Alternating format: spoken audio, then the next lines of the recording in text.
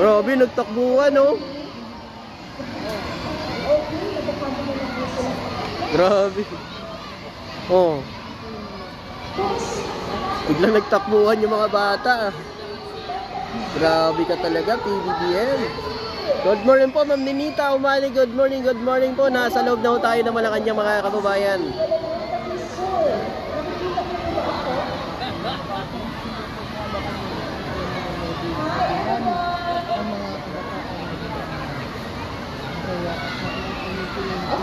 Grabe, oh.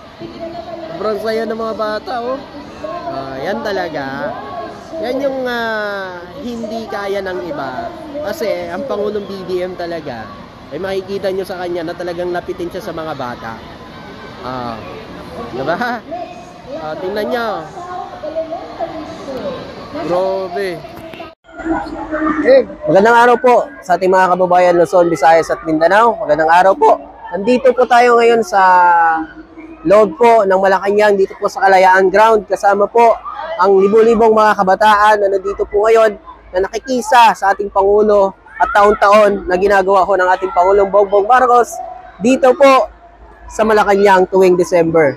Kaya samahan natin, suportahan natin ito dahil ito ginagawa ng Pangulo hindi ho para sa kanya kundi para sa mga kabataan na nandito na nakikisa at nakikita nating masaya sa kanilang ginagawa ngayong araw na ito. Kaya maraming salamat sa ating Pangulo sa ganitong programa na ginagawa niya tuwing December dahil dito mo makikita na talagang yung mga kabataan nag-enjoy at masaya na naglalaro dito mismo sa Kalayaan Ground. Kaya maraming salamat sa ating Pangulo. Nawa isuportahan natin dahil ito ginagawa ng Pangulo para sa mga kabataan na nandito. Maraming salamat po at magandang araw sa inyo lahat. Thank you! So ayan po mga kababayan, kasama po natin dito ang mga loyalista na nag-aabang po sa ating Pangulong Bongbong Marcos dito po ngayon sa loob ng Malacanang, at kasama din po natin ang mga kasamahan nating vlogger na nag-cover ngayon dito. Ayan. Dito po dadaan ang Pangulo mamaya mga kababayan. Ayan. Hello po.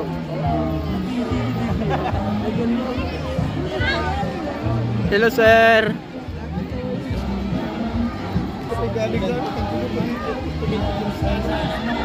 Ayan o. Oh. Nako, umiyak na naman mga DDS niyan. Oh.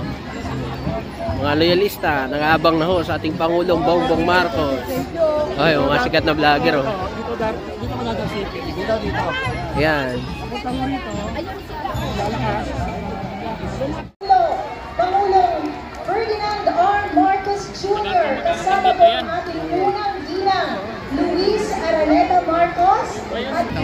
So, yun po mga kababayan, nandito tayo ngayon sa may na dumating na po ang ating Pangulong Bongbong Marcos, at kami nga ay nandito po kami nag-aabang para sa pagdating ho ng Pangulo kasi siyempre mga kababayan, alam niyo naman, may mga kasama ho tayo, mga kabataan na nandito. Kaya dito lang ho tayo nag-aabang, iikot naman po ang Pangulo at dito po siya pupunta. Ayan. Oh, ayan o. Bata, dito mo ilagay yung video mo, para yung gano'n o. Yan o, para ninte o. So meron po tayong around 3,000 kids, Mr. President, na nandito ngayon sa palasyo. Ngayon pong taon, mahigit pong 19,000 kids sa kabuuan ang mga batang magbibigyan natin ng regalo sa iba't ibang parte ng Pilipinas. Ayan, makita mo sila lahat, nakabiti,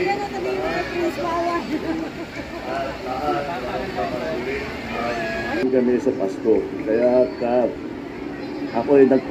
kami ay papasalamat kami na kahit na mabigat ang hinaharap natin na mga hamon ay kahit papano meron tayong isang counting panahon, lalo na pag Pasko, na kailangan naman natin maalala na ang mga swerte natin sa buhay, ang mga binayaya natin nung nakaraang taon.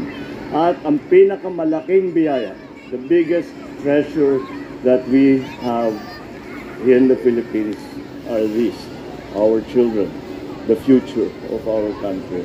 Pero yung mga bata talagang galibaw, enjoy na enjoy dito. Nakita mo yung sumasayaw, nakita ko yung maliit. Sino ba yun?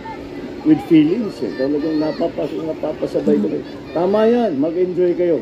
Kaya namin ginawa ito para makita namin ulit ang mga kasiyahan na dala ng Pasko, ang mga pag-alala sa mga masasayang Pasko rin namin.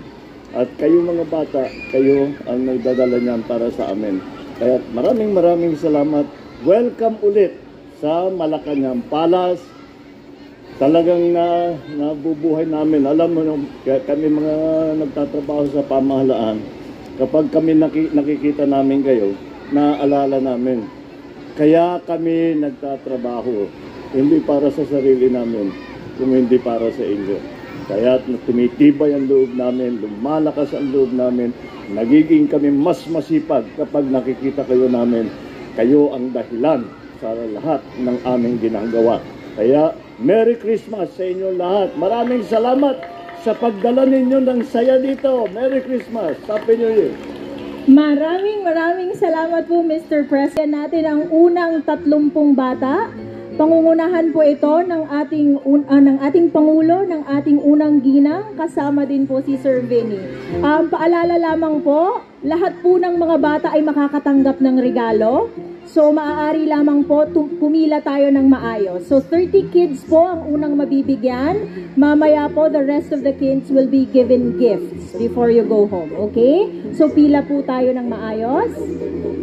Kasama natin, nakakasalamuhan natin at nakikipagsaya sa ating Pangulo at sa unang ginang, Imelda Marcos. And how about the First Lady Liza Marcos? Ano masasabi po sa kanya? Kasi napakaraming project na pinagagawa tungkol sa tourism, kagaya sa Intramuros, and right now, katuwang ng Presidente Marcos na namamahala ngayon dito sa mga bata. Actually, nandun sila ngayon sa stage. Talagang nakikipagkwentuhan pa sa mga bata. Ano masasabi mo kay Unang Ginang? Okay, siguro maaari kong kumpara ang ginagawa ngayon ng ating unang ginang sa nagawa ng ating dating unang ginang, ng asawa po ni FM, ng tatay ni BBM. So, ganun din ang ginagawa niya. Talagang makatao, makamasa, talagang wala kang makikitang kaplastikan, talagang buhos talaga ang pagmamahal niya sa tao. Wala nang iniisip si Manang Lisa or si First Lady, kundi ang kapakanan ng taong bayan, especially ng mga kabataang Pilipino. So, ganun talaga sila. Talagang tandem talaga sila pagdating sa serbisyo. Kaya sana tigilan na po natin yung panunuligsa sa ating mahal na Pangulo at sa kanyang pamilya. Sila po ang tamang tao sa liderato. Kaya suporta lang po tayo. Maraming salamat, Sir Bong. Salamat. Thank you very much, Sir. Sir, ano pong masasabi niyo doon sa Bukana Bridge na binuksan nakarang araw ng ating Pangulo? So kitang-kita naman natin na talagang those are allegations coming from them, no? Doon sa mga kalaban ng ating Pangulo. There's no such thing as grabbing, Hindi marunong mang-agaw ng credit ang ating Pangulo. Siya ang inaagawan ng kredito. Marami nagke-claim na sa kanila yung credit, but still, the truth of the matter is that ang Pangulo ang siyang niakda, ang siyang gumawa, ang siyang nagpapatuloy. Kaya yung puro kalokohan po, mga fake news po lahat yan. So doon lang po tayo sa katotohanan. We stick sa truth and justice. Doon po dapat ang bawat isang Pilipino. Ito po, Sir Bong, follow up lang po. Kasi kadalasan po, yung mga DDS, ang sinasabi po nila palagi, si PBBM daw po, yung may pakana sa PhilHealth. Kasi yun po palagi ang tinitira nila kay PBBM, yung sa PhilHealth, na 60 billion. Ano po ang mensahe or ano po ang masasabi niyo? Okay.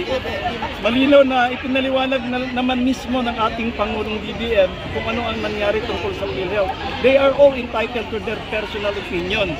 Karapatan nila yon. Pero dahil yung mga opinion ng mga bobong DDS, hindi natin pwedeng sundan dahil hindi naman tayo mga bobo Sila lang yung bobo, kaya bahala na mga DDS supporter na sumuporta sa kanila.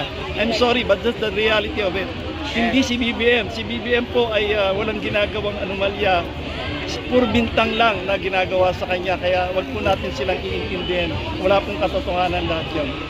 Maraming salamat po.